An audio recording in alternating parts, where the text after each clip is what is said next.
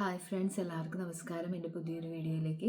എൻ്റെ pregnancy journey part 8 video ആയിട്ട് ഇത്. അപ്പോൾ ആദ്യത്തെ വീഡിയോ ഒക്കെ കാണാത്തവരുണ്ടെങ്കിൽ ഒന്ന് ജസ്റ്റ് കണ്ടതിന് ശേഷം ഇത് കാണുക. എന്നാലായിട്ട് നിങ്ങൾക്കൊരു ഏകദേശം ഐഡിയ കിട്ടുകയുള്ളൂ. അപ്പോൾ ഞാൻ എൻ്റെ ലാസ്റ്റത്തെ വീഡിയോയിൽ പറഞ്ഞത് നമ്മുടെ 5 മന്ത്സ് സ്കാനിങ് ആണ്, അനോമലി സ്കാനിങ്. അതുപോലെ തന്നെ ജെൻഡർ റിവീൽ, അതുപോലെ തന്നെ എന്തെങ്കിലും അബ്നോർമാലിറ്റീസ് ഒക്കെ ബേബീസിനുണ്ടെങ്കിൽ അറിയാൻ പറ്റുന്ന ഒരു സ്കാനിങ് ആണ് അത്. അപ്പോൾ അതിനുള്ള അപ്പോയിൻമെൻറ്റ് കിട്ടി. ആ ഒരു കാര്യത്തെക്കുറിച്ചായിട്ട് ഞാൻ പറയാം. ജസ്റ്റ് ചെറിയൊരു കോംപ്ലിക്കേഷൻ ഉണ്ടായിരുന്നു അതിനകത്ത്. നമുക്കപ്പോൾ അപ്പോയിൻമെൻറ്റ് കിട്ടി. നമ്മൾക്കൊരു ഏകദേശം 3 മണി ഒക്കെ ആയിരുന്നു അപ്പോയിൻമെൻറ്റ് കിട്ടിയത്. അന്ന് ഞങ്ങൾ പോയി കഴിഞ്ഞ് നമുക്ക് എല്ലാം ഡീറ്റെയിൽ ആയിട്ട് നമുക്ക് പറഞ്ഞു തന്നു. കൊച്ചിൻ്റെ കൈ, heart beat, A to Z അവർ നമുക്ക് എടുത്ത് കാണിച്ചു തരും.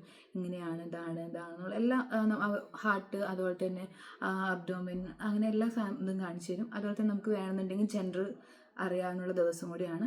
ഞങ്ങൾ പറഞ്ഞ് ജെൻഡർ അറിയണമെന്ന് പറഞ്ഞിട്ടുണ്ടായിരുന്നു. നോൺ ഐഡൻറ്റിക്കൽ ആണെന്ന് ആദ്യം പറഞ്ഞിട്ടുണ്ടായിരുന്നു.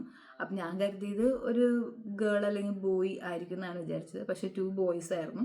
ചെറിയൊരു വിഷമം ഉണ്ടായിരുന്നു എനിക്ക് ഒറ്റയടിക്കതിന് ഒരു ആണും ഒരു ബോയും കിട്ടിക്കഴിഞ്ഞ് കഴിഞ്ഞാൽ കാര്യം കഴിഞ്ഞല്ലോ എന്നുള്ള ഒരു ഇതായിരുന്നു. പക്ഷേ 2 ബോയ്സ് ആയിരുന്നു. ഹാപ്പിയൊക്കെ തന്നെയായിരുന്നു.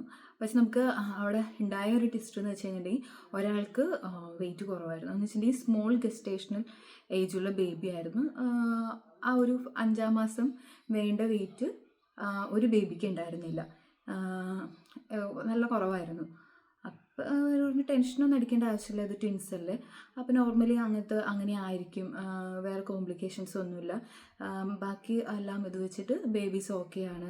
അങ്ങനെ ഒരു രീതിയിലുള്ള കൺജനൈറ്റൽ അബ്നോർമാലിറ്റീസോ അതുപോലെ തന്നെ എന്തെങ്കിലും ഡിഫോർമാലിറ്റീസോ അങ്ങനെ ഒന്നുമില്ല. എല്ലാം എവറിത്തിങ് ഫൈനാണ്. പിന്നെ ഇങ്ങനെ വെയിറ്റിൻ്റെ ഒരു ചെറിയ ഇഷ്യൂ മാത്രമേ ഉള്ളൂ.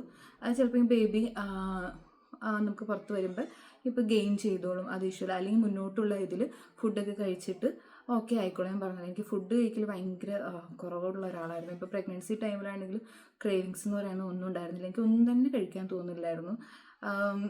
ഒരു രീതിയിലും ഫുഡിനോട് ഒട്ടും ഇതുണ്ടായിരുന്നില്ല, ഒരു ആകർഷണം അങ്ങനത്തെ ഇതുണ്ടായിരുന്നില്ല.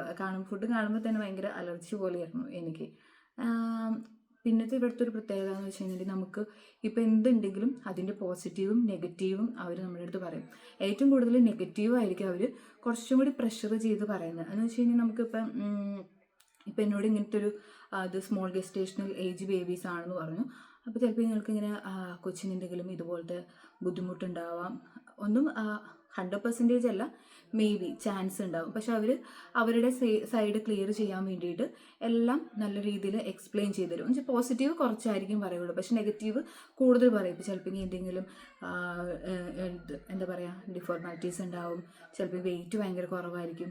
അതുപോലെ തന്നെ ബേബിക്ക് ചിലപ്പോൾ എന്താ പറയുക, ശ്വാസം എടുക്കാനുള്ള ബുദ്ധിമുട്ടൊക്കെ ഉണ്ടാവും. അങ്ങനത്തെ കുറേ കണ്ടീഷൻസ് അങ്ങനെ പറയും. അപ്പോൾ നമുക്ക് ഭയങ്കര ടെൻഷനായി, ദൈവമേ എന്താകും എന്ന്. നമ്മളിപ്പോൾ ഞാനൊരു മെഡിക്കൽ ഫീൽഡും കൂടി ആയതുകൊണ്ട്, പിന്നെ ഇപ്പം എല്ലാവരുടെയും ഒരു ഇതാണല്ലോ, എന്തെങ്കിലും ഒരു അസുഖം വന്നു കഴിഞ്ഞാൽ അപ്പം തന്നെ ഗൂഗിളിലെടുത്ത് നോക്കുക എന്നുള്ളത്. അപ്പം ഞാനും അത് തന്നെ ചെയ്തു. സെയിം ഗൂഗിളിലെടുത്ത് നോക്കി ഇനി പിക്ചറൊക്കെ കണ്ടു കഴിഞ്ഞപ്പോൾ എനിക്ക് പേടിയായി. കുഞ്ഞു കൊച്ച് ഫേസൊന്നും ഇതാവാതെ കണ്ണൊന്നും തുറക്കാത്ത രീതിയിൽ ഭയങ്കര വെയിറ്റ് കുറവുള്ള കൊച്ചാണ്. കഴിഞ്ഞപ്പോൾ എനിക്കും പേടിയായി.